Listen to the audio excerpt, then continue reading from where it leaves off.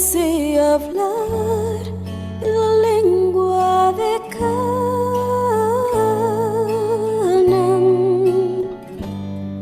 te diría un poco de la gloria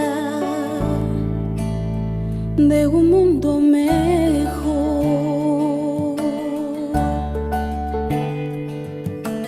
Oh, si pudiese hablar en la lengua de Canaán,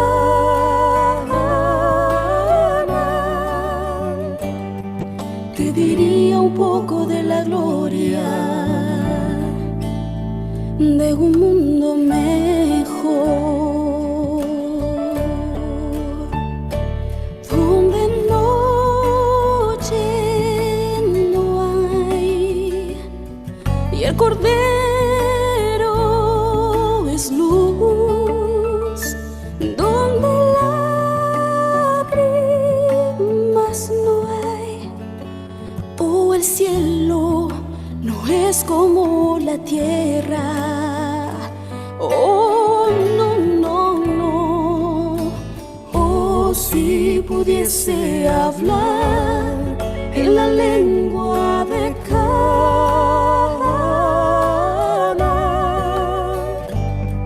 te diría un poco de la gloria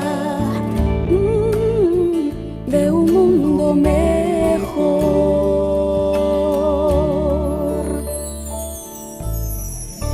No me es posible describir las maravillas que vi.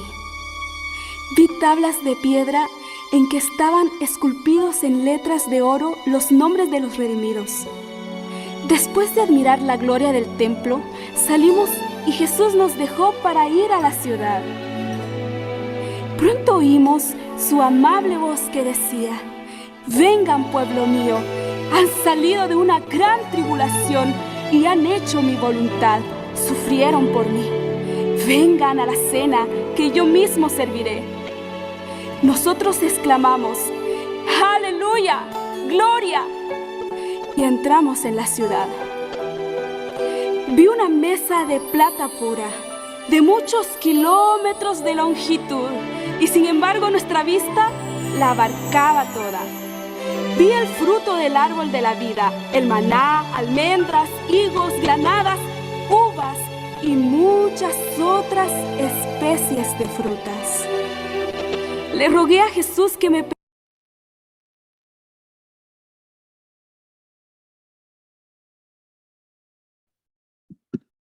Un feliz sábado, bienvenidos hermanos del distrito de San Pedro que se están conectando. Sabemos que tempranito vamos a hacer este seminario. El hermano Héctor tiene una agenda muy apretada con otros seminarios en otras iglesias, en diferentes partes de nuestro país, ¿cierto? Allá en Estados Unidos también tiene algún otro seminario durante la tarde.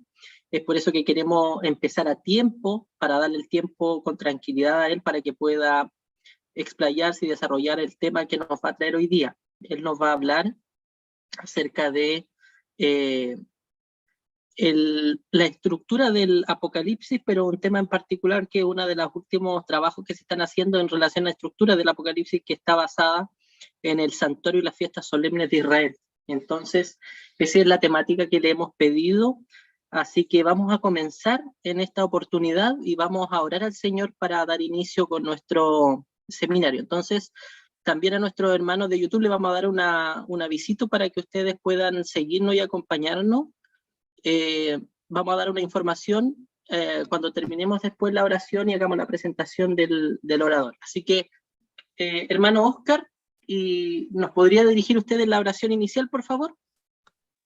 Ya, pastor. Inclinemos el rostro para poder orar. Padre amado que está en el cielo, Señor, santificado y glorificado sea su nombre. Señor mío, te damos las gracias porque tú eres bueno, Señor, con nosotros, porque tú también quieres que nosotros podamos estudiar la Biblia y comprender, o también aprender, Señor, ciertas cosas de las cuales muchas veces no tenemos muy claro. Señor mío, te queremos pedir que tu presencia, Señor, esté con nosotros en cada hogar en el cual estamos, Señor, y te invitamos, Señor, a compartir y que tú guíes y dirijas este seminario. Padre amado, te lo pedimos, tu presencia y tu compañía, Señor, en nuestras vidas, en el nombre de Jesús. Amén. Amén. Muchas gracias, hermano Oscar. Queremos a continuación poner un canto para iniciar nuestro seminario, así que pongan mucha atención. Este canto es un canto adventista bastante conocido por cada uno de nosotros, que se llama En otro tiempo más.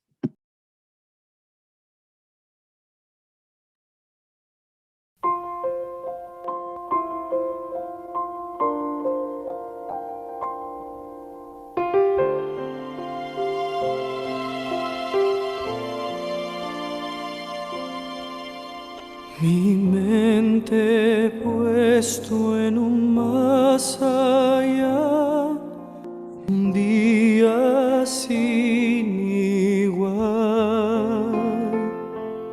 permaneceré esperando ver nueva luz que venga de él. El día es hoy, hasta que vuelva el Rey. Mi mente puesto en un más allá, en un día sin igual.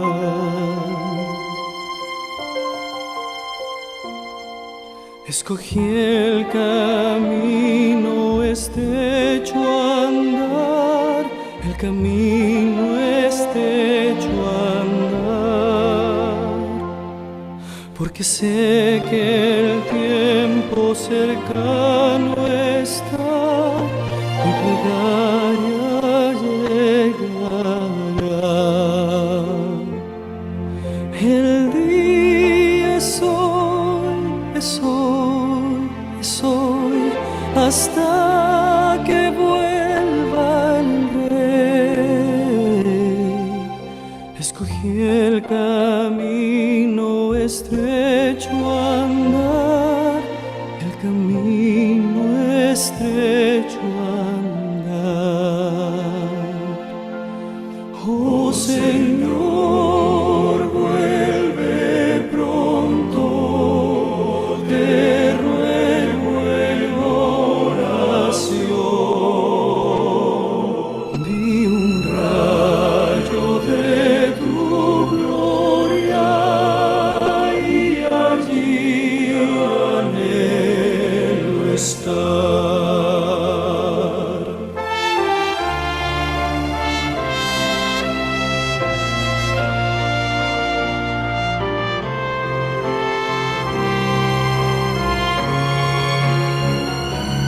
Cuando aparecerá mi Rey y trompetas mil con él, y mi Cristo descienda en majestad, por los santos Él vendrá. Los que duermen se levantarán y en el aire abrazarán. Cuando aparecerá mi Rey, trompetas mil con él. Oh Señor, vuelve pronto, te ruego en oración. Vi un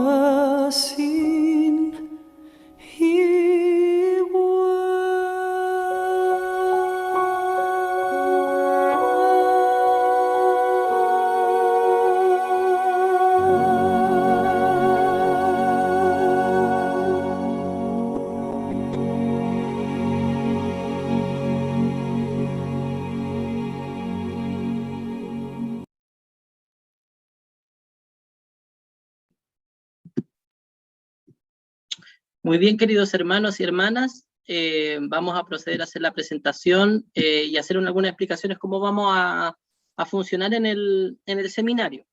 Nosotros vamos a desactivar automáticamente los micrófonos de todos los que están aquí presentes para que no se produzca alguna interferencia con la temática, es decir, si usted no puede ahí apretar el micrófono es porque están silenciados, solo los oradores, ¿cierto? Los que van a hablar van a poder ocupar el micrófono. Sin embargo, al terminar la presentación del hermano Héctor Urrutia, la idea es que ustedes, si tienen consultas, algunas preguntas relacionadas con la temática, ustedes puedan hacer llegar sus preguntas por medio del chat de Zoom o por medio del chat de YouTube, los que están viéndonos desde YouTube. Te deja su mensaje allí con la pregunta que le gustaría. No vamos a alcanzar probablemente a responder todas las preguntas porque el seminario solo dura hasta 5 para las 4 de la tarde.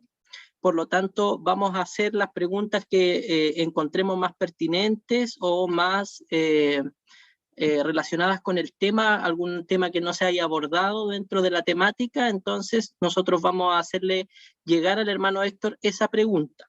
Ya van a haber un periodo de 5 a 7 minutos para responder preguntas al finalizar el simposio, el seminario, ¿ya?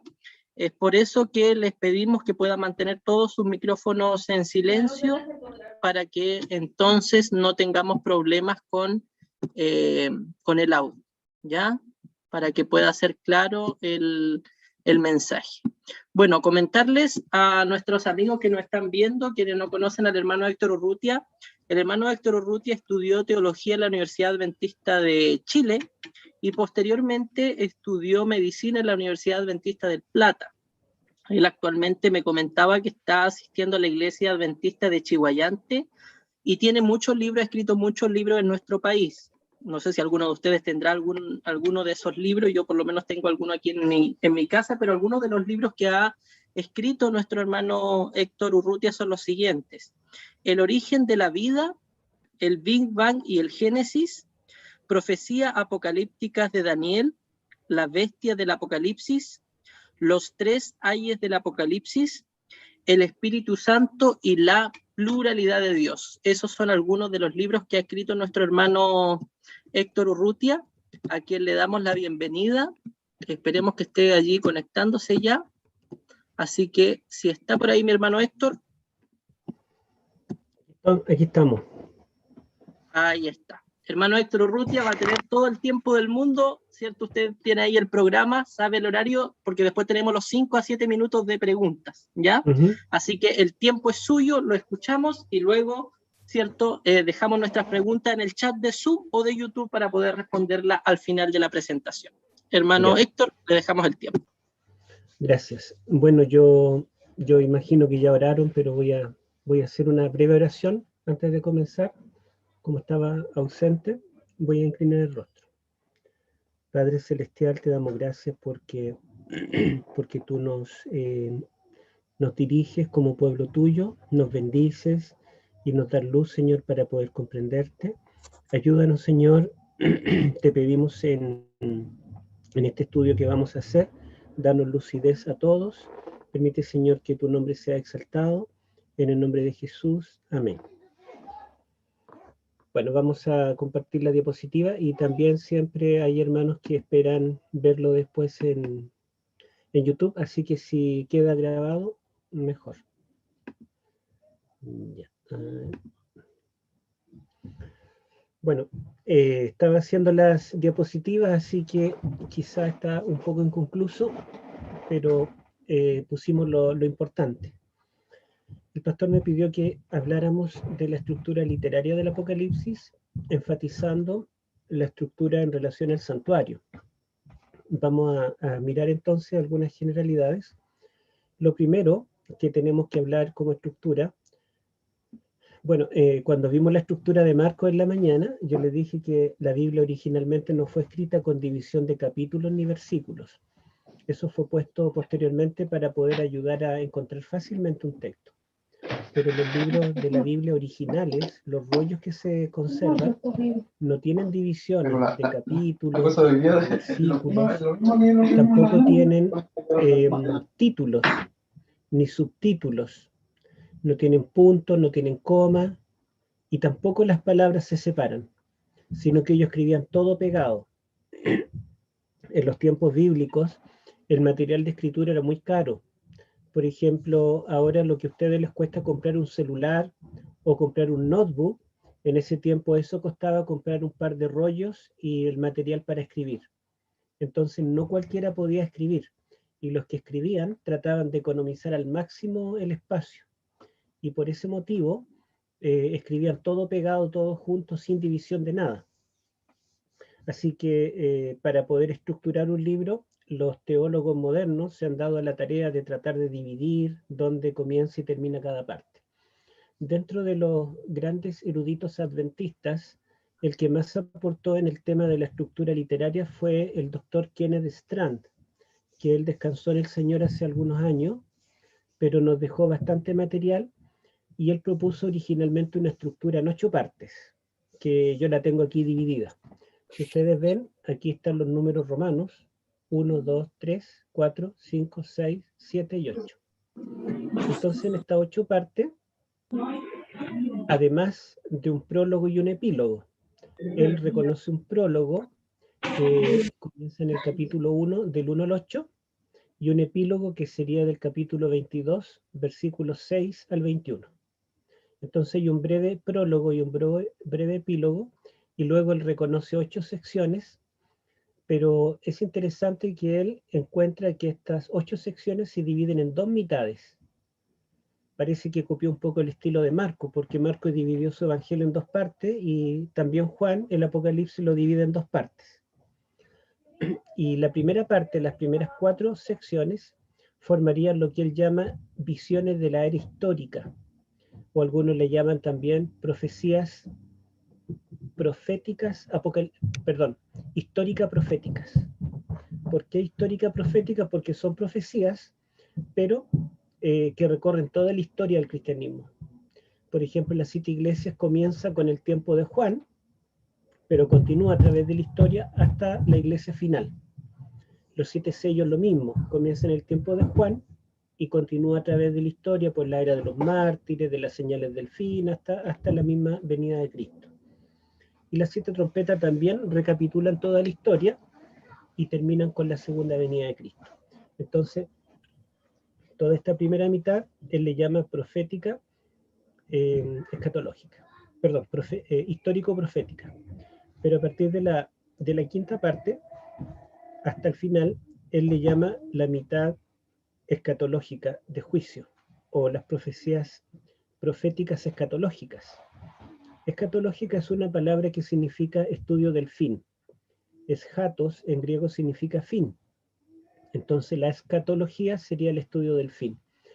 Y en esta segunda mitad, Strand se dio cuenta que las profecías del Apocalipsis no recapitulan toda la historia hasta desde el tiempo de Juan, sino que estas visiones comienzan, la primera de ellas, que es el capítulo 12, bueno, lo puso en esta mitad, continúan a través de la historia. Por ejemplo, aquí él coloca en las plagas finales, y sabemos que las plagas comienzan con el fin de la gracia. Es algo futuro para nosotros. Después viene la destrucción de Babilonia, que es casi con la segunda venida. Luego el capítulo 19 nos habla de la segunda venida, a través de la figura del jinete del caballo blanco.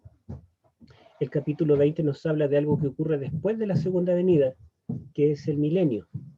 Y los capítulos 21 y 22 nos hablan de algo que viene después del milenio, y es la Nueva Jerusalén y la vida eterna allí.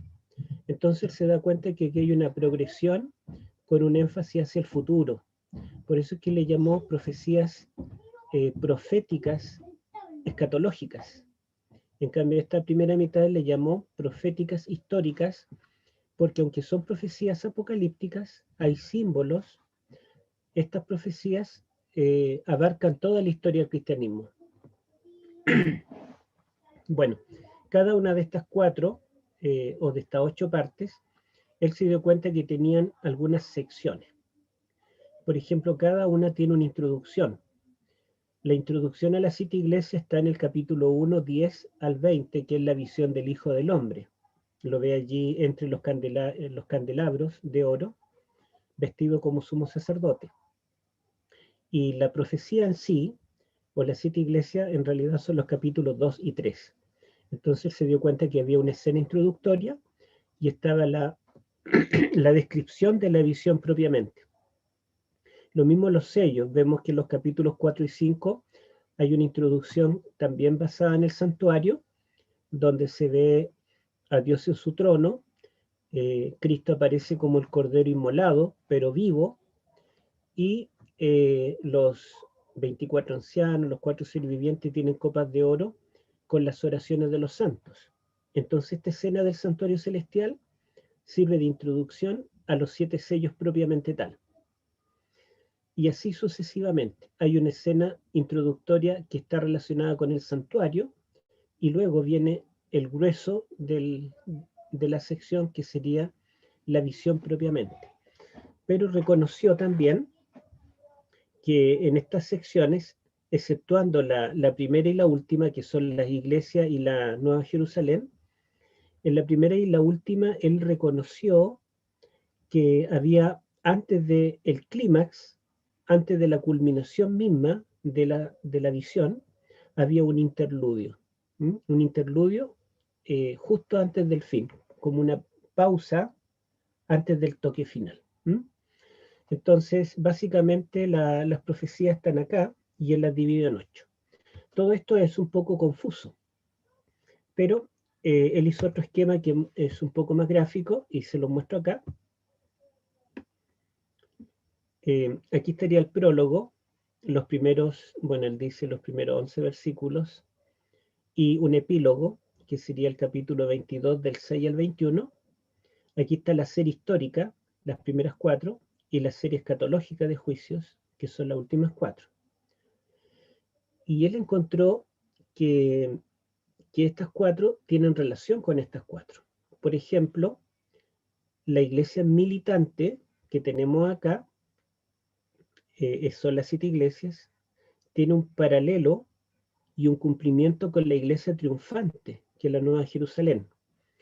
Por ejemplo, las promesas a cada iglesia hay en su cumplimiento en la Nueva Jerusalén.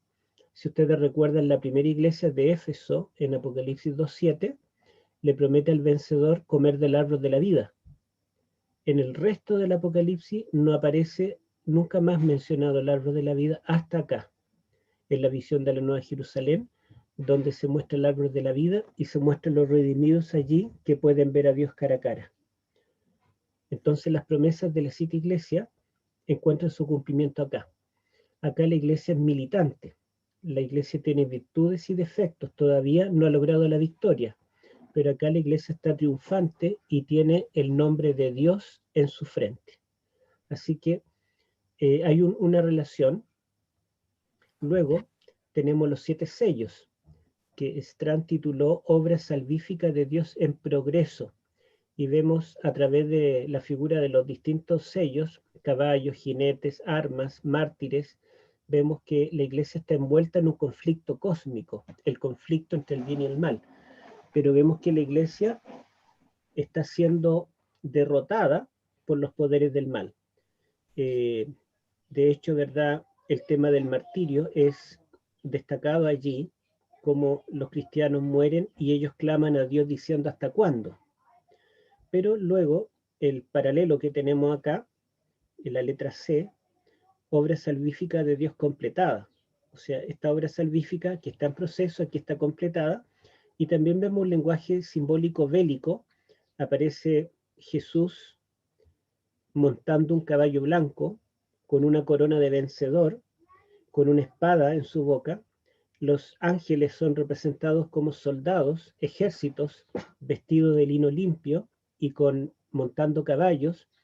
En la tierra vemos a la bestia, al falso profeta, en pie de guerra, reuniendo a todas las naciones de la tierra para pelear contra el que monta el caballo. Se da la batalla, pero aquí quien gana es Jesús. y todos los impíos son comidos por las aves de rapiña, y la bestia y el falso profeta que los lideran son lanzados al lago de fuego, y el dragón es encerrado en el abismo, y al final de los 1000 años, el dragón también es lanzado al lago de fuego, que es la muerte segunda. Y Apocalipsis 20:15 concluye diciendo: todo aquel que no se halló inscrito en el libro de la vida fue lanzado al lago de fuego. Entonces podemos ver que los 7 sellos, de los capítulos 4 al 8.1, tienen un paralelo con Apocalipsis 19 y 20, que es la segunda venida y el milenio. Acá vemos que en los 7 sellos es importante, ¿verdad?, el libro de la vida, y también allí en Apocalipsis 20. Los 7 sellos comienzan con una larga introducción de alabanzas a Dios en el cielo. Y también Apocalipsis 19, los primeros 10 versículos, comienza con una introducción de alabanzas a Dios en el cielo. Entonces,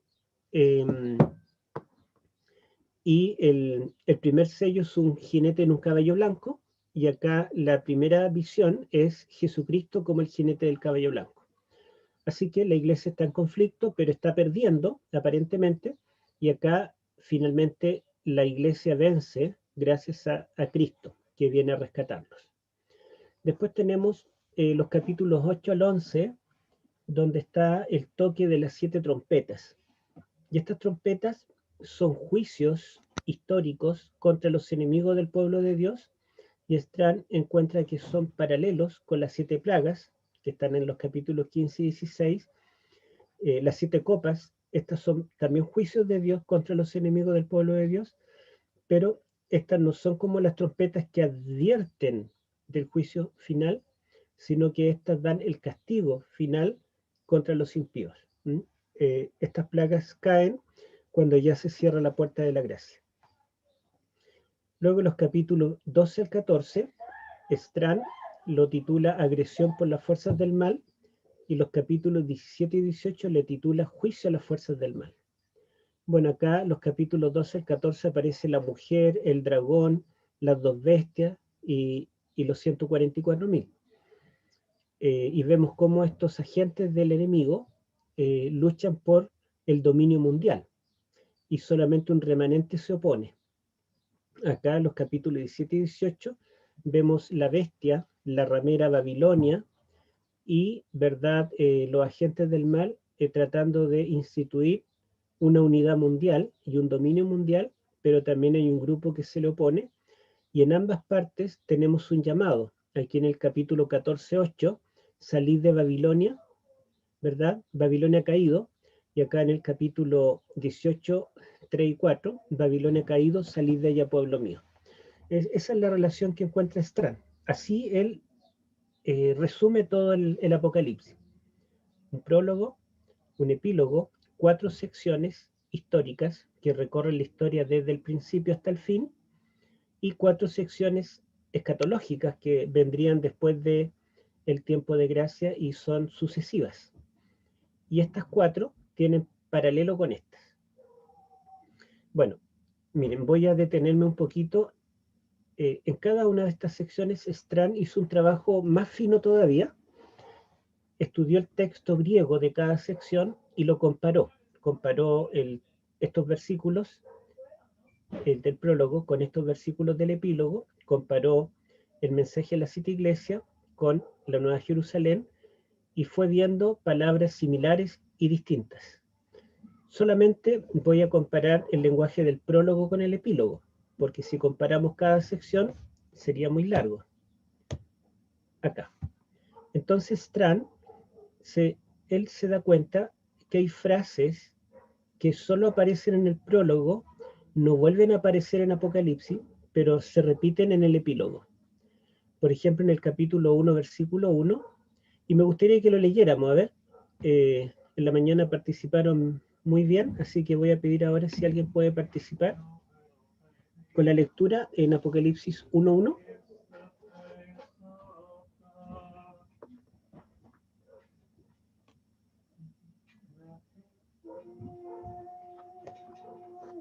Leo, la revelación de Jesucristo que Dios le dio para manifestar a sus siervos las cosas que deben suceder pronto, y la declaró enviándola por medio de su ángel a su siervo Juan. Gracias. Entonces ella dice que este libro es la revelación de Jesucristo que Dios le dio para manifestar a sus siervos, o otras Biblias la traducen para mostrar a sus siervos. Bueno, esta misma frase en griego aparece acá y también aparece al final. Aparece en el capítulo 22:6. No sé si alguien lo puede leer. 22:6. Leo también, para cerrar la idea, dice, y me dijo, estas palabras son fieles y verdaderas, y el Señor, el Dios de los espíritus de los profetas, ha enviado su ángel para mostrar a sus siervos las cosas que deben suceder pronto. Gracias. Entonces también dice para mostrar a sus siervos las cosas que deben suceder pronto. Bueno, también esta frase, primero, para mostrar a su siervo, aparece en ambos textos, pero también la frase, las cosas que deben suceder pronto, Strand notó que en el texto griego aparecía acá y aparece acá. Y en nuestra Biblia en castellano también lo podemos notar, ¿se dan cuenta? Como leyó nuestra hermana. Esto que dice acá, que Jesús envía a su ángel a Juan, está también acá en el 22:6 y se repite en el 16. En el 1:3 nos dice bienaventurado el que guarda las palabras de esta profecía. Y en el 22:7 repite la frase bienaventurado el que guarda sus ropas. En ambos está bienaventurado el que guarda. La frase las palabras de esta profecía del versículo 3 se repite esa frase en el 22:7.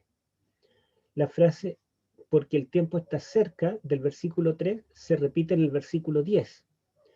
La frase del versículo 4, 1:4, cuando dice yo, Juan, vuestro hermano, no, dice allí Juan a las 7 iglesias que están en Asia, las 7 iglesias que están en Asia se repiten en el 22:16, donde Jesús dice que envía este libro a las 7 iglesias de Asia. Cuando dice el Señor, yo soy el alfa y el omega, en el 1:8, lo repite en el 22:10, yo soy el alfa y el omega. Entonces Strand se da cuenta que el prólogo, varias de las frases que no aparecen en el resto del Apocalipsis, pero sí en el prólogo, vuelven a reaparecer en el epílogo. Entonces, si ustedes se dan cuenta, acá lo teníamos, el prólogo con el epílogo son paralelos. Después la iglesia militante y la iglesia triunfante son paralelos. Yo le mostré un ejemplo, el árbol de la vida. Aparece acá y en ninguna otra parte excepto acá en la Nueva Jerusalén. Después tenemos los sellos, el caballo blanco aparece en los sellos y aparece acá en el capítulo 19. Las trompetas, ¿verdad? El río Éufrates, solo aparecen las trompetas en la sexta y solo las copas en la sexta también. Así sucesivamente. Entonces, esa es la estructura propuesta por Strand. Pero después, varios de nuestros eruditos, cuando muere el doctor Strand, revisan su postura, y particularmente el doctor John Pauline y el doctor Richard Davidson, ellos proponen una estructura diferente. Yo trato de sacar esta cosita de abajo, pero no logro moverla. A ver. Creo que no se va a poder ver al final, pero bueno. El doctor el doctor John Pauline y también el doctor Richard Davidson de forma separada reestudian esta estructura y la reducen un poco de 8 partes a 7 partes. ¿Cómo lo hacen? Ellos siguen reconociendo que hay un prólogo y un epílogo que tienen paralelos, siguen reconociendo que las 7 iglesias son paralelas con la Nueva Jerusalén, siguen reconociendo que hay una introducción del santuario antes de cada una de las secciones. Los sellos son paralelos con los capítulos 19 y 20, pero en las trompetas ellos reconocen que es paralelo a las 7 copas, pero las 7 copas suman los capítulos 17 y 18, porque ellos entienden que los capítulos 17 y 18 es un alargamiento de las mismas trompetas. O sea, la condenación de Babilonia de los capítulos 17 y 18 es la explicación de la sexta y la séptima copa. por lo tanto los juntan, de manera que quedaría un centro, los capítulos 12 al 14, quedaría como el centro del Apocalipsis.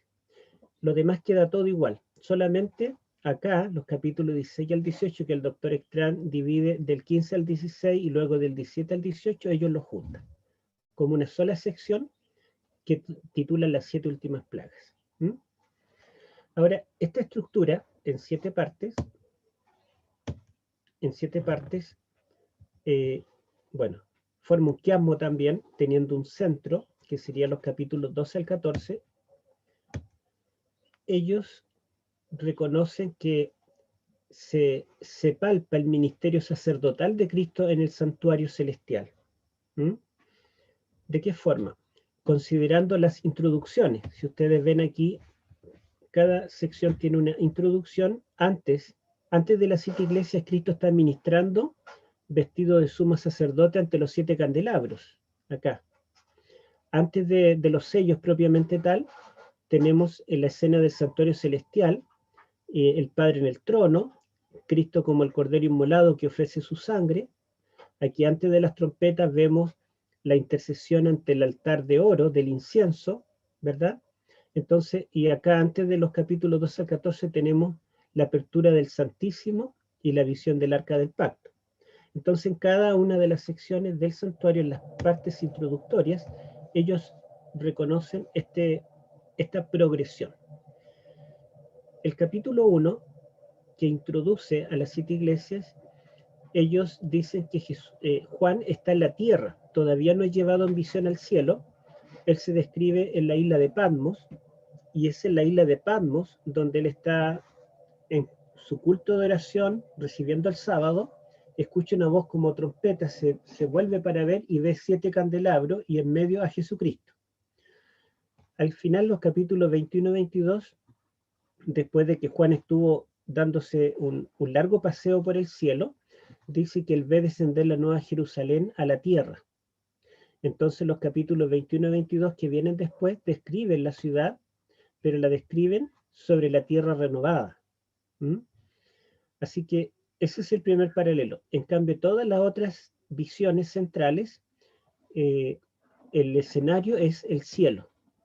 Lo que ocurre en la tierra son eventos vinculados con decisiones que se toman en el santuario celestial. Por ejemplo, ustedes podrían decir que los 7 sellos representan en realidad lo que la iglesia vive en la tierra.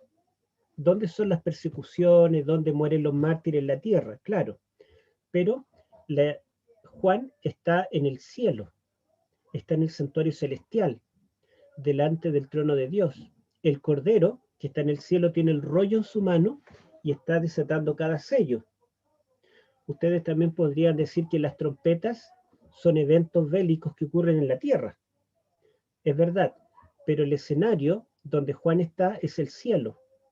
Allí ve a Dios en su trono, ve el altar del incienso, él ve que los ángeles que tocan las trompetas son ángeles que están en el cielo, delante del trono de Dios.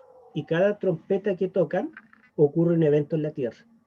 Entonces cada uno de estos eventos, aunque está profetizando la historia de la iglesia que vive en la tierra, en realidad el escenario desde el cual vienen los juicios es el cielo. El lugar donde Juan está es el cielo. Por lo tanto, todo esto tiene en común que el escenario, ¿verdad?, donde Juan está es el cielo en vez de la tierra. Ahora, en los capítulos 4 y 5, haciendo un análisis detallado de estos capítulos, principalmente el doctor John Pauline, en un trabajo muy bien elaborado, y bueno, el doctor también, ¿cómo se llama? Él vino a Chile, Ranko Stefanovic. Su tesis doctoral fue estudiar los capítulos 4 y 5. Y en su tesis doctoral, él concluye que el lenguaje allí es un lenguaje de inauguración. Es decir, se está inaugurando el ministerio de Cristo en el santuario celestial. Por ejemplo, veamos allí el capítulo 4.1. Leámoslo. Apocalipsis 4, versículo 1.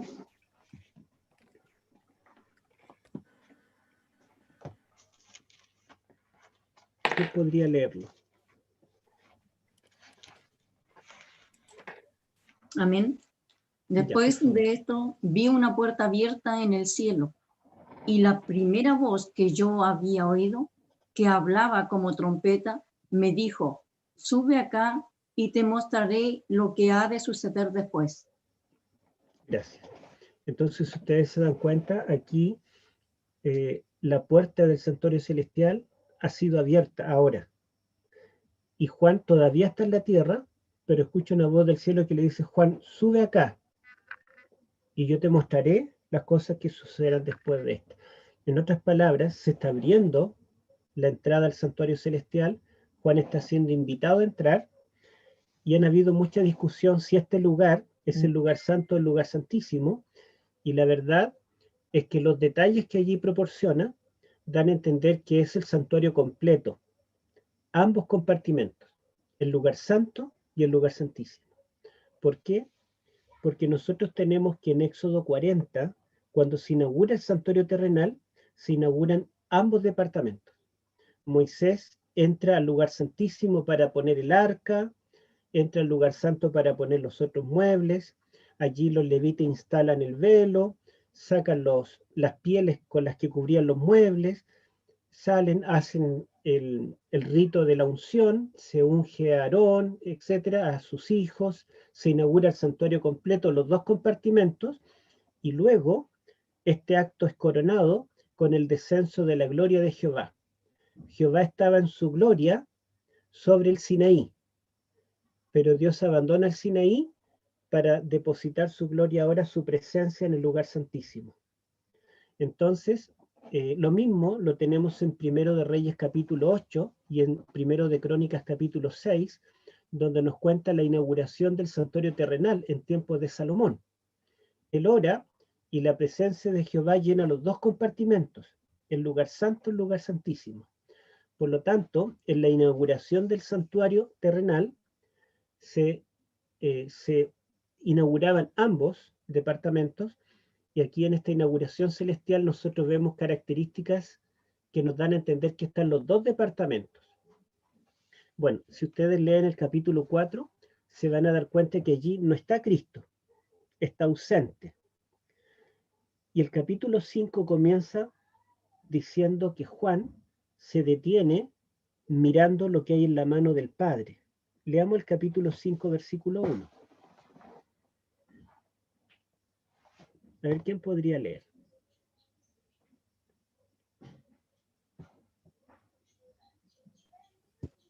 Patrick. Patrick, ¿podría leer 5.1? Yo, pastor, Ya, yo hermano, favor, perdón. Y vi en la mano derecha de que él estaba sentado en el trono de un libro, escrito por dentro y por fuera, sellado con 7 sellos. Gracias. Entonces dice que después de describir todo el escenario del santuario celestial, Juan se detiene puntualmente en la mano del Padre. Y dice que él se da cuenta que tiene un rollo escrito por dentro y por fuera y está sellado con 7 sellos. Entonces un ángel fuerte se para y proclama al universo entero: ¿quién es digno de abrir este rollo? Y no hay nadie digno de hacerlo. Entonces Juan se coloca a llorar. Pero uno de los 24 ancianos lo consuela con las palabras que están en los versículos 5 y 6. Voy a pedirle a alguien que me lea los versículos 5 y 6. Y uno de los ancianos me dijo: no llores, he aquí que el león de la tribu de Judá, la raíz de David, ha vencido para abrir el libro y desatar sus 7 sellos. Y miré, y vi que en medio del trono y de los 4 seres vivientes y en medio de los ancianos estaba en pie un cordero, como inmolado, que tenía 7 cuernos y 7 ojos, los cuales son los 7 espíritus de Dios enviados por toda la tierra. Gracias. Entonces cuando Juan lloraba porque nadie podía desatar el rollo, dice que uno de los 24 ancianos le dice: no llores, porque el león de la tribu de Judá ha vencido para abrir el libro y desatar sus sellos. El verbo vencer en Apocalipsis se refiere a la cruz de Cristo. En general, el Nuevo Testamento, cuando habla de la victoria de Cristo, se refiere a la crucifixión. También más adelante nos dirá que los santos han vencido por la sangre del Cordero. Entonces la victoria de Cristo no se está refiriendo a una victoria futura, porque todavía no viene la segunda venida, sino la victoria a la cual se refiere allí es la victoria de la cruz. Y luego dice que él miró para buscar al león, pero en vez de ver un león, ve un corderito como inmolado, como degollado, pero estaba de pie. El verbo de pie en griego es el mismo verbo del cual deriva el verbo resucitar. Nosotros podríamos traducir aquí, y vi un corderito como sacrificado, pero resucitado delante del trono y delante del cordero. Entonces, esta escena está describiendo el momento cuando Cristo, después de haber muerto en la cruz, sube al cielo para inaugurar el santuario celestial. Yo no alcancé a mostrar en la mañana, pero Marcos deja muy claro ese tema. Marcos dice que Cristo viene a reemplazar al sumo sacerdote y al templo terrenal. Cristo purifica el templo en su ministerio, anuncia la destrucción del templo, que no quedará piedra sobre piedra, denuncia la hipocresía de los sacerdotes del templo. El sumo sacerdote comete un acto, digamos, un pecado imperdonable al condenar al inocente Cristo, y luego Cristo, ¿verdad?, sube al cielo para comenzar su ministerio en el verdadero templo del cielo. Y en la última cena, Marcos nos dice que Jesucristo dice que Él es el Cordero del nuevo pacto. Entonces, todo este pacto antiguo con el santuario terrenal está siendo desplazado para comenzar el ministerio de Cristo en el santuario celestial. Bueno, entonces acá hay un lenguaje abundante que tiene que ver con la inauguración del santuario celestial, y Cristo, en su rol del Cordero que fue inmolado, ha vencido y ahora puede interceder en nuestro favor y puede desenrollar este libro. Después tenemos acá en el capítulo 8, del 2 al 5, la introducción al tema de las 7 trompetas. Y vamos a leer un par de textos allí, capítulo 8, leamos 2 y 3, solamente para que ustedes tengan una idea. 8, 2 y 3. A ver, ¿a quién le pedimos que lea? ¿Isidora puede leer? No, Isidora no tiene micrófono. Así Ya. que si quiere le ayudo yo, le leo Bueno. Apocalipsis 8, versículos 2 y 3. 2 y 3, ¿sí? Dice así: y vi a los 7 ángeles que están de pie delante de Dios, y a los cuales se le dieron 7 trompetas. Se acercó otro ángel y se puso de pie frente al altar. Tenía un incensario de oro, y se le entregó mucho incienso para ofrecerlo, junto con las oraciones de todo el pueblo de Dios. Los santos dirán la otra vez, estoy leyendo yo la NBI por si acaso. Sobre el altar de oro que está delante del trono. Gracias. Bueno, allí Juan ve en una visión un ángel que entra al lugar santo. ¿Por qué decimos que es el lugar santo?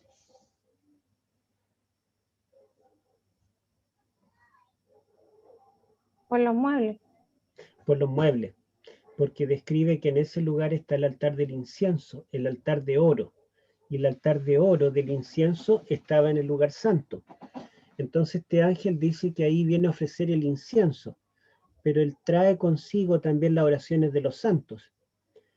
Y en el capítulo 6, que pertenece a la visión inaugurada acá, en el capítulo 6, en el 5º sello, los versículos 9 al 11, dice que los mártires, su sangre está derramada al pie del altar del holocausto. Y dice que la sangre de ellos clama a Dios. Esos clamores, esas oraciones, son tomados y son introducidos entonces por este ángel al lugar santo para interceder por ellos. Y dice que presenta el incienso. El incienso son los méritos de Cristo, lo presenta junto con las oraciones de los santos. ¿Se dan cuenta? O sea, hay un un movimiento. La visión de los sellos, desde hay una inauguración, ¿verdad? Se considera a los santos que murieron en la tierra, la sangre de ellos, sus clamores, sus oraciones son tomadas y son llevadas al lugar santo para hacer una obra de intercesión. Aquí no nos da detalle de este ángel, pero Elena de White dice que este ángel es Jesucristo, que está intercediendo en el cielo como nuestro sumo sacerdote. En Apocalipsis, más de una oportunidad a Cristo se le llama ángel, porque ángel significa mensajero, y él tiene un mensaje también que entregar con todo esto. Bueno, después nosotros tenemos acá en el capítulo 11 y 19, que introduce los capítulos 12 al 14 que dijimos que los teólogos actuales lo consideran estos capítulos 12 al 14 como el centro del Apocalipsis. Me gustaría que alguien leyera el 11 y 19. A ver, ¿quién podría leerlo? Oscar. O a ver, Leo. la hermana que había hablado. Ya dice, y el templo de Dios fue abierto en el cielo y el arca de su pacto se veía en el templo y hubo relámpagos, voces, truenos, un terremoto y grande granizo. Gracias. Entonces allí dice, y el templo de Dios fue abierto. Y uno se pregunta, bueno, pero si ya fue abierto. ¿Se acuerdan que en el capítulo 4.1 comienza cuando se abre ese santuario celestial? Bueno, lo que pasa es que acá está abriendo otro departamento del templo. ¿Cuál será ese departamento?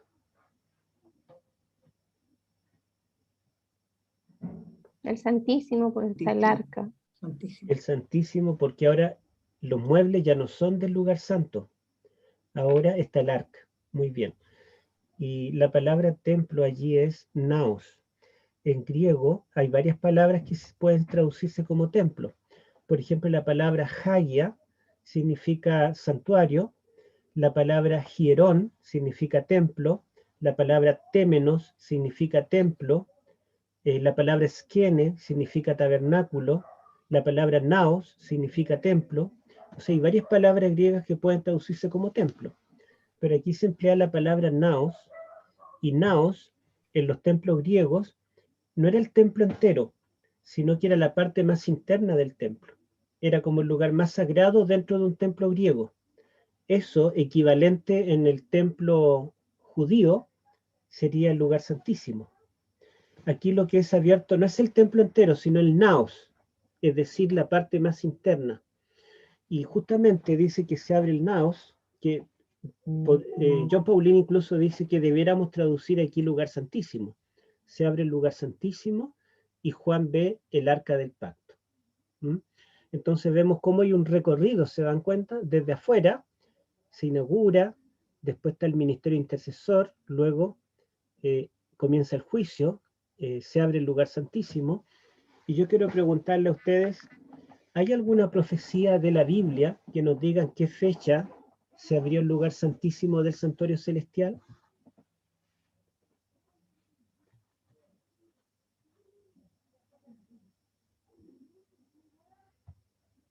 El pastor me dijo que ustedes eran estudiosos. Daniel. Daniel 8... Ay, no me acuerdo. 14. El lugar santísimo, el lugar 8:14. Muy bien. Justamente Daniel 8:14. O sea, este texto nos está introduciendo al tiempo del fin. El tiempo en el cual el santuario comenzaría a ser purificado. O podríamos decir el tiempo del juicio investigador. Luego termina esta sección y tenemos otra escena de santuario. Leamos aquí el capítulo 15, 5 al 8. Busquémoslo. 5 al 8. A ver, ¿quién quiere leer?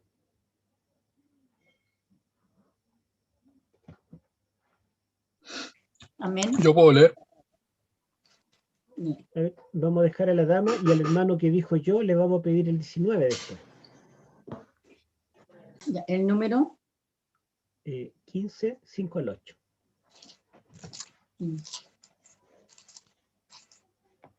15, 5 al 8, ¿verdad? Sí.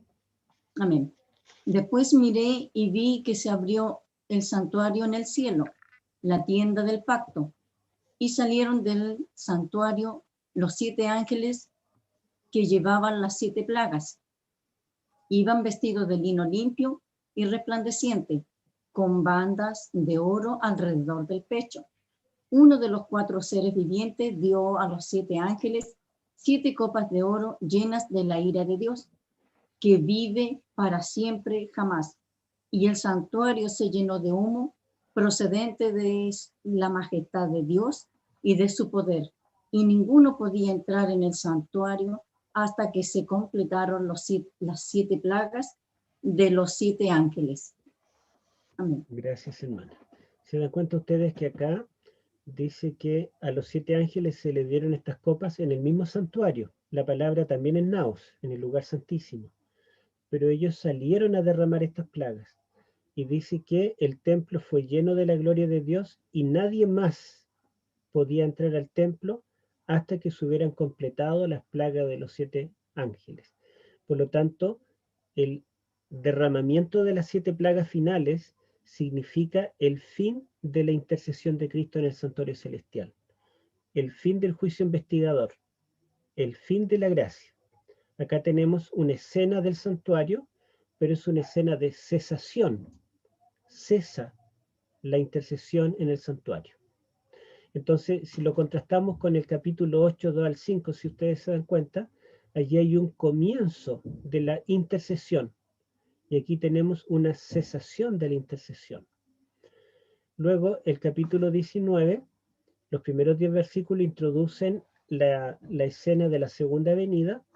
Aquí pusieron nuestros teólogos ausencia, como que hubiera ausencia del santuario, pero en realidad hay como ausencia de los muebles del santuario y ausencia de algún ministerio realizado en el santuario. En ese sentido está bien, pero hay alabanzas.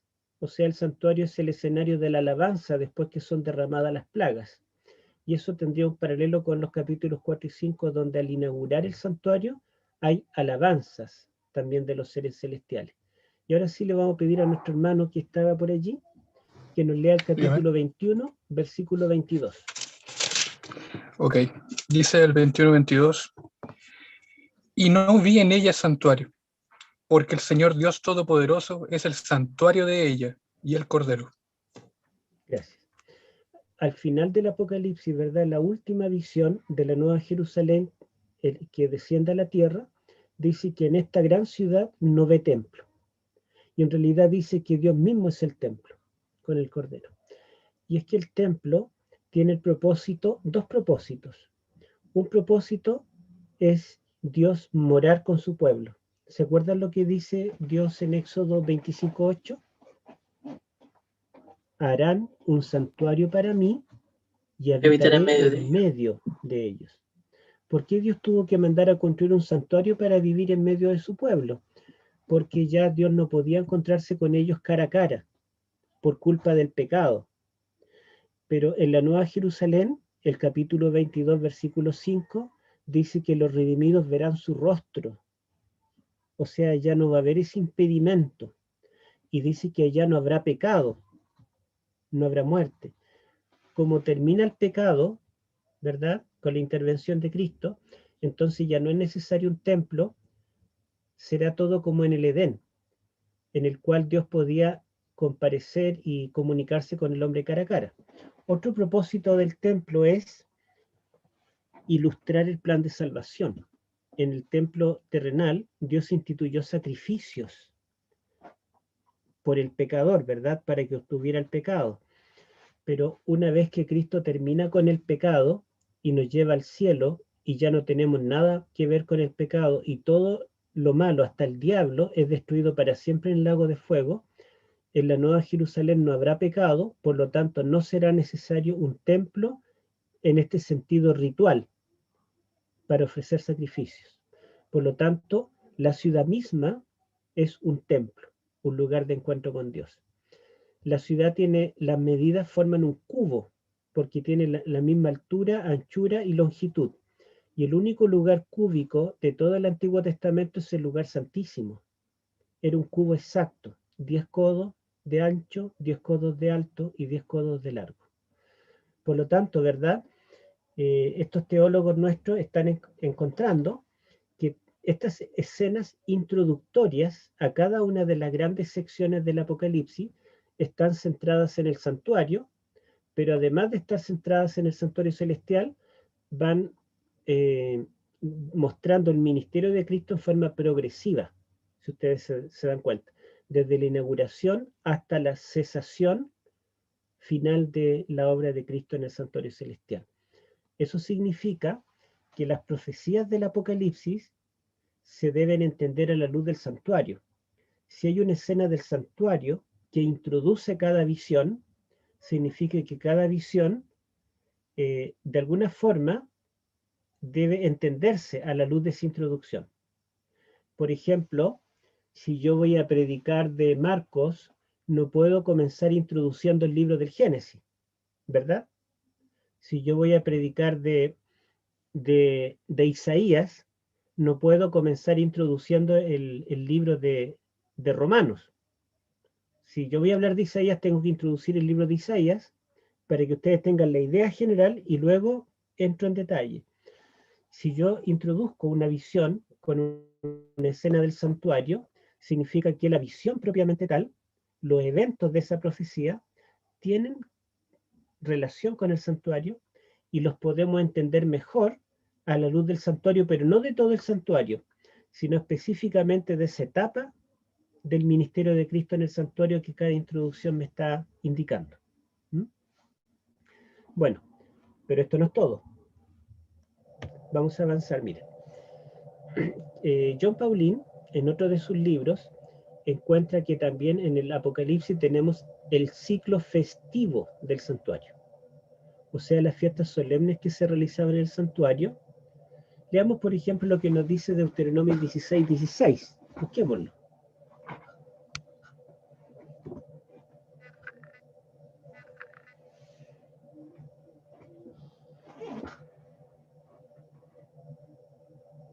Y a ver si alguien lo lee.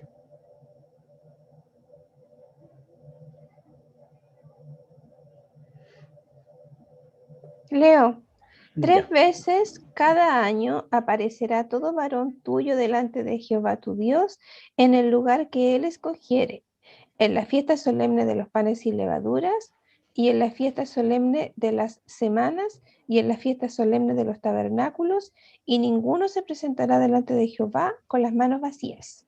Gracias. ¿Cuántas veces estaba obligado todo israelita, no importa que viviera en el extremo norte o en el extremo sur, cuántas veces en el año por lo menos tenía que estar en el santuario? 3. En la fiesta solemne de los panes sin levadura. Esa fiesta de los panes sin levadura también se llama Pascua. La segunda es la fiesta de las semanas. Son 7 semanas. Después de 7 semanas, el día siguiente era la fiesta del Pentecostés, porque 7 por 7 es 49, y el siguiente día del 49 es el día 50. Y en griego, Pentecostés significa 50. Penta es 5, Pentecostés 50. 50 días después de la Pascua. Y finalmente, la fiesta de las cabañas, ¿verdad?, que incluía el día de las trompetas y el día de la expiación.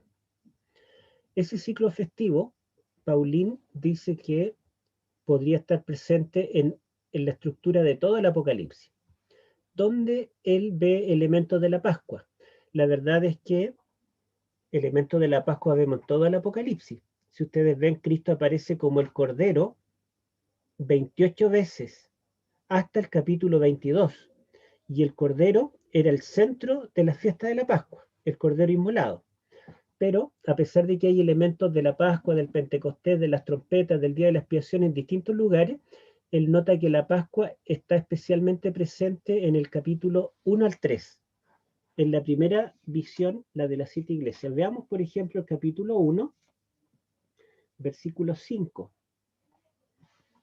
A ver quién lo puede leer.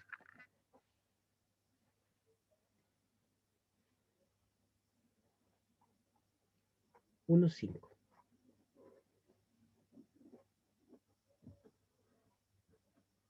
Disculpa, hermano Héctor, ¿qué texto dijo? No lo alcancé a escuchar el... Apocalipsis 1:5. ¿Lo leo? Dice, y de Jesucristo, el testigo fiel, el primogénito de los muertos y el soberano de los reyes de la tierra, al que nos amó y nos liberó de nuestros pecados con su sangre. Ya, entonces allí dice, de Jesucristo, el testigo fiel. ¿Quién es el autor del Apocalipsis? Dice acá, Jesucristo, el testigo fiel, el primogénito de los muertos.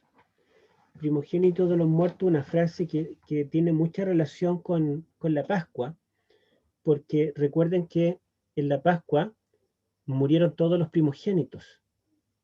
Cuando hablamos de primogénitos muertos, nos acordamos de la Pascua de Egipto, la primera Pascua, cuando el ángel de Jehová iba a matar a todos los primogénitos, pero en Israel, para salvar la vida del primogénito, ¿qué había que hacer?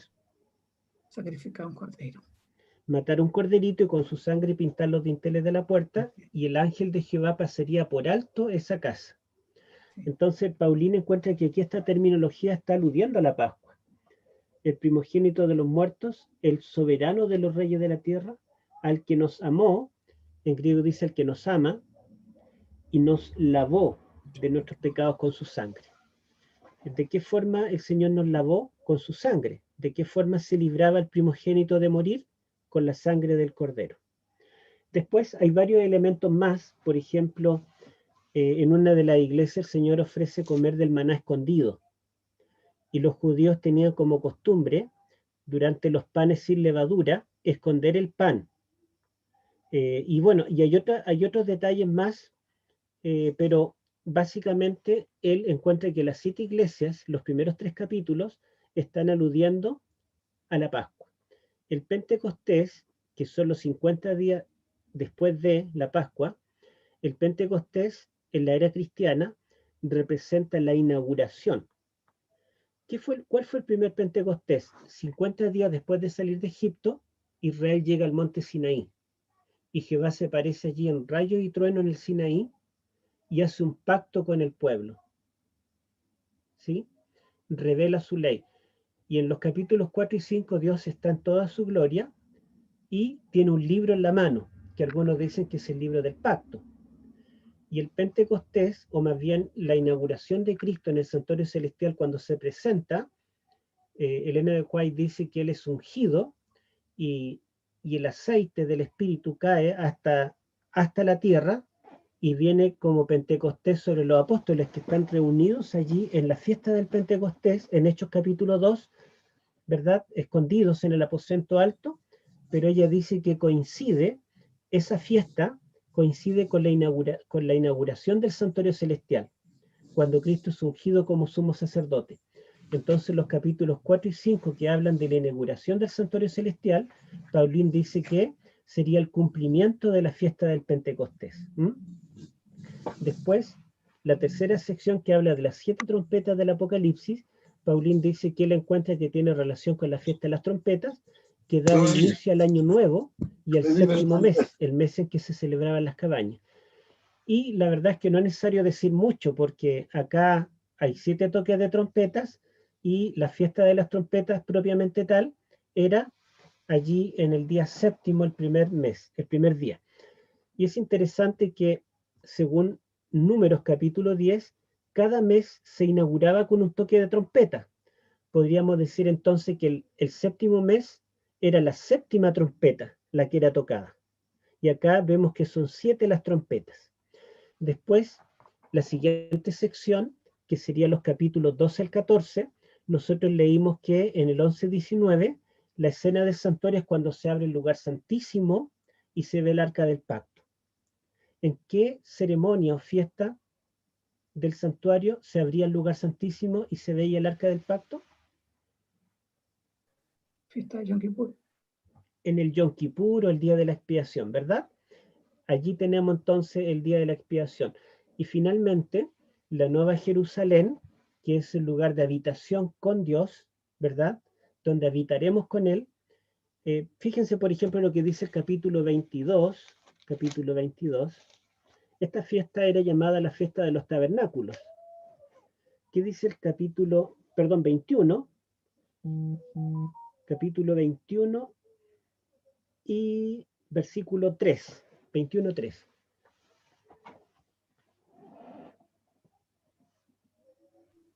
Y oí una gran voz del cielo que decía, he aquí el tabernáculo de Dios con los hombres, y Él morará con ellos, y ellos serán su pueblo, y Dios mismo estará con ellos como su Dios.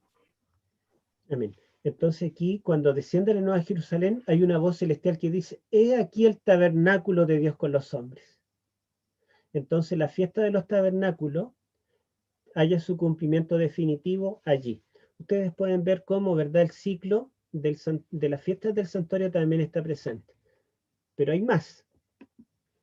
Miren. Bueno, no, esto. Creo que es eso, porque acá yo tenía una comparación con Daniel, y la verdad es que solamente para mostrar que la estructura de Daniel tiene como centro el capítulo 7, donde Cristo aparece como el Hijo del Hombre.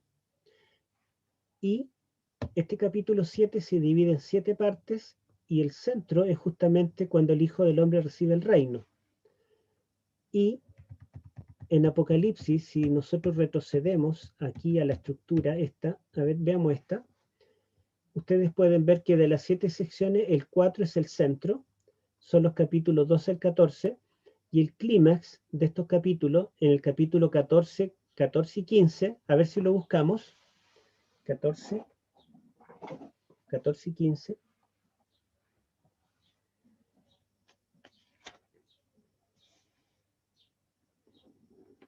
¿Quién lo puede leer?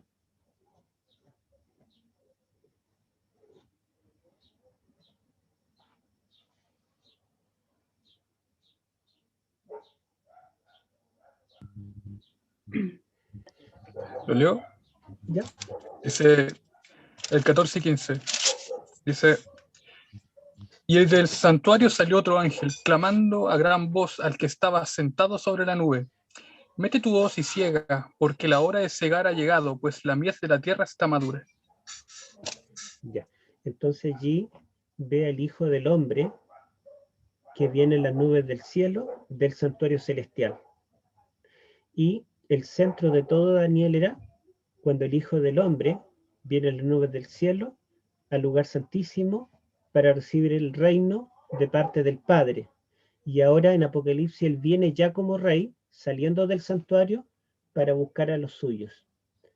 Así que podríamos decir que el Hijo del Hombre es el centro de Daniel y es el centro también de todo el Apocalipsis. Pero el Hijo del Hombre en conexión con el santuario, con el lugar santísimo.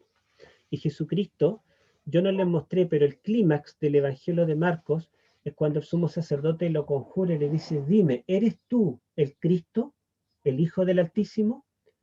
Y Jesús le dice, tú lo has dicho, y desde ahora verás el cumplimiento de Daniel 7:14.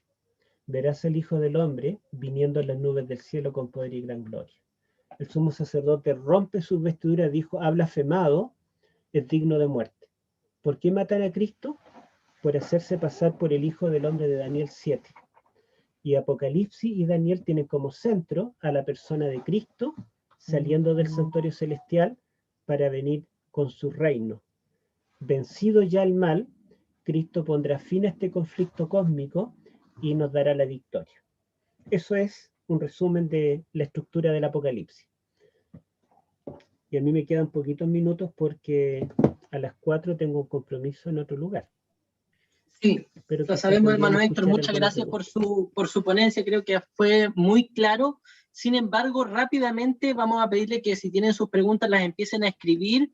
Ya llegaron una al chat de YouTube y hermana Betsy, le damos el tiempo a usted para que pueda leer algunas preguntas. No sé si va a alcanzar todas, lamentablemente, a responder, pero le vamos a hacer llegar una pregunta por último que alcance a responder dentro de... Principalmente las preguntas están relacionadas con Apocalipsis capítulo 11, versículo 19, y el concepto que usted utilizó allí para referirse a santuario, al santuario o al templo como lugar santísimo. Hermana Betsy. Sí, antes de eso, una pregunta que se hizo al principio de la ponencia, que sería, ¿qué importancia tiene la estructura literaria para evitar interpretaciones erróneas? ¿Qué más debiéramos considerar para no desviarnos por caminos tenebrosos? Pregunta hermano Eric. Bueno, es importante en realidad, porque una estructura es la que nos da el armazón de algo. Por ejemplo, si yo tomo la estructura, yo no encuentro un cadáver, encuentro solamente la estructura, el esqueleto. Pero yo inmediatamente, por ejemplo, sé que es una estructura de un humano, y si yo no con carne, con músculo, con órganos, voy a formar un humano. No va a ser un caballo. O sea, la estructura me condiciona a la interpretación de qué es lo que yo encontré. Y la estructura es entonces el armazón que me dice cómo yo debo interpretar el libro. Por ejemplo, para interpretar las trompetas, como algunos dicen que se cumplirán en el futuro, si está en la mitad histórica, en las profecías históricas desde el tiempo de Juan hasta el fin, entonces las trompetas tienen que ser juicios históricos y no juicios futuros. Lo mismo las plagas, al estar en la parte escatológica después del fin de la gracia, las plagas, las copas finales, no pueden ser históricas, tienen que ocurrir poco antes de la segunda venida. Gracias. Y la segunda pregunta, que en realidad es más de una pregunta que está referida específicamente, como decía el pastor, Apocalipsis 11:19, y hay una pregunta bien precisa que es, si en ese momento entra Jesús al Santísimo, ¿cómo se explica Hebreos entonces 6:19 y 20 cuando dice que Dios entró hasta dentro del templo? Es Bueno, como lo aquí, que más produjo dudas fue Apocalipsis 11:19. ya. Como yo les dije, cuando Cristo entra para inaugurar el santuario celestial, Él entra a los dos departamentos. O sea, los capítulos 4 y 5 menciona elementos de ambos departamentos. Y lo mismo en el santuario terrenal, cuando se inauguraban ambos departamentos.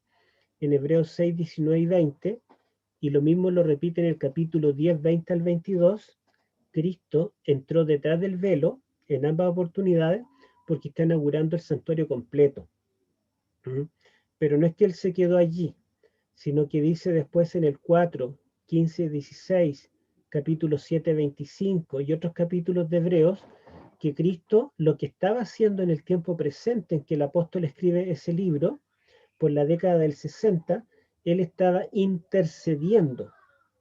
O sea, ¿cuál era la obra de Cristo en el santuario celestial? En ese tiempo, cuando se escribe el libro de Hebreos, Él estaba intercediendo.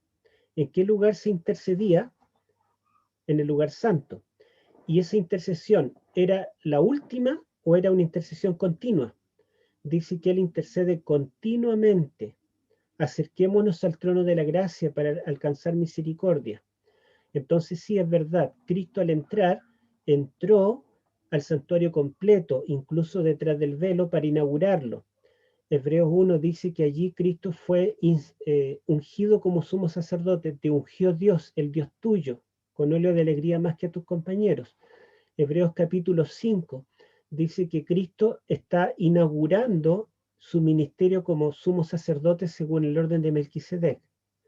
Pero a pesar de esa inauguración del santuario completo y del sumo sacerdocio de Cristo, Hebreo nos dice que para 30 años después de que Cristo entró al cielo, por la década del 60, cuando él escribe, en ese momento presente, Cristo intercedía. Pero dice en el capítulo 9, 23 hasta el 28, que la intercesión de Cristo no será eterna, porque llegará el momento en que él tendrá que poner fin al pecado, para que cuando salga de allí, salga sin relación con el pecado. O sea, da a entender que el santuario celestial también necesita ser purificado. Y lo dice, en el 23 dice que como el santuario terrenal era purificado, es necesario que el celestial también sea purificado. Gracias. Pastor, ¿hay algo que quiera comentar? Pastor Israel. No, solo al que hizo la pregunta de Hebreos, ¿cierto? Con relación a si Cristo entró ya antes, recomendar un libro de Mervyn Moore que se llama El Juicio Investigador.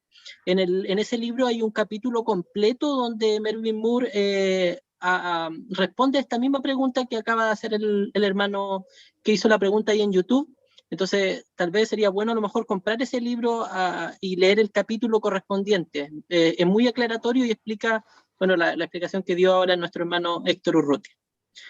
Hermano Héctor Urrutia sabemos que tiene que retirarse, es por eso que esas son las preguntas que han llegado. Bueno, yo tenía una pregunta también que era en relación al concepto de Naos, ¿cierto? Como templo en Apocalipsis 19, donde se utiliza la Septuaginta en el Antiguo Testamento otra vez ese texto, porque tal vez los hermanos leen el texto en el Nuevo Testamento, el concepto de templo que se usa allí, y van rápidamente a preguntarse, o por lo menos yo me hice la pregunta, ¿por qué Juan no utilizó el concepto de santísimo como lo usa el Antiguo Testamento y como los hebreos lo conocían muy bien? ¿Por qué ocupa naos? Que era un término que probablemente no sé si aparece, por eso es la pregunta mía, porque no sé si el término naos vuelve a aparecer en el Antiguo Testamento, aparece otra vez en referencia al Santísimo particularmente. Bueno, la verdad es que no he buscado naos en la Septuaginta, pero cuando el apóstol Juan habla del templo celestial, utiliza la terminología del templo de Salomón. Por ejemplo, no le llama santuario, no le llama tabernáculo, no habla de velos, habla de puertas, ¿verdad? En cambio, en Hebreos, el autor de Hebreos utiliza la terminología del tabernáculo del desierto.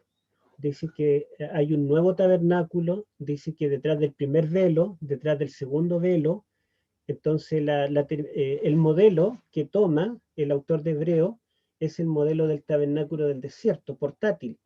El modelo que toma Juan, o que se le muestra en visión a Juan, es el modelo del templo de Salomón. Y por eso es que hay puertas y no aparece la palabra santuario, que es la más común para nosotros, sino que utiliza esa terminología. No he buscado, la verdad, la palabra naos en el Antiguo Testamento griego, pero una buena tarea que me deja como para investigar, ver cómo se usa allá. Muchas gracias, hermano Héctor, que Dios le bendiga, un gran abrazo para usted, gracias por hacerse el tiempo de acompañarnos aquí en el distrito de San Pedro, y queremos pedirle que pueda dirigirnos con la última oración para terminar este seminario. Ya. Les comento que un hermano hizo un canal de YouTube con videos, ya tiene más de 80 videos, temas míos subidos, se llama Héctor Urrutia Teólogo, así le puso él, para que ustedes si quieren lo buscan y se suscriben. Y allí un tema que vi hace poco en Colombia, habla de la escatología en el libro de los Hebreos. Entonces allí le van a quedar varias cosas claras al hermano que hizo la pregunta sobre Hebreos. Vamos a orar. Padre Celestial, te damos gracias por tus bendiciones. Quédate con mis hermanos, con el pastor, bendíceles, y te pedimos que este contenido, que es un poquito difícil, lo puedan entender y les sirva para su estudio personal y su predicación. Bendíceles, bendíceme a mí, a mi familia, y acompáñame en la próxima actividad que tengo. En el nombre de Jesús. Amén. Hasta luego. Muchas gracias, hermano Héctor, Dios le bendiga. Gracias. Un saludo a todos nuestros hermanos y hermanas también que estuvieron hoy día acompañándonos desde YouTube y desde Zoom. Un gran abrazo, que Dios les bendiga. A partir del próximo semestre vamos a estar enviando también el calendario de seminarios que vamos a realizar a partir de agosto. Ya agosto, septiembre, octubre tendremos nuevos seminarios, así que ahí le haremos llegar. Nosotros tenemos un grupito específico del distrito cuando nos juntamos a estudiar, pero queremos abrirlo un poquito más para que todos aquellos que estén interesados puedan participar. Así que un abrazo, un feliz sábado, Dios les bendiga. Enviamos a continuación la clase bíblica para que la compartan con sus amigos, y en la noche, 1:15 para las 8 de la noche, tenemos, ¿cierto?, nuestra finalización de la campaña de evangelismo con el pastor José Luis Cabrera. Chao, chao, bendiciones, cuídense.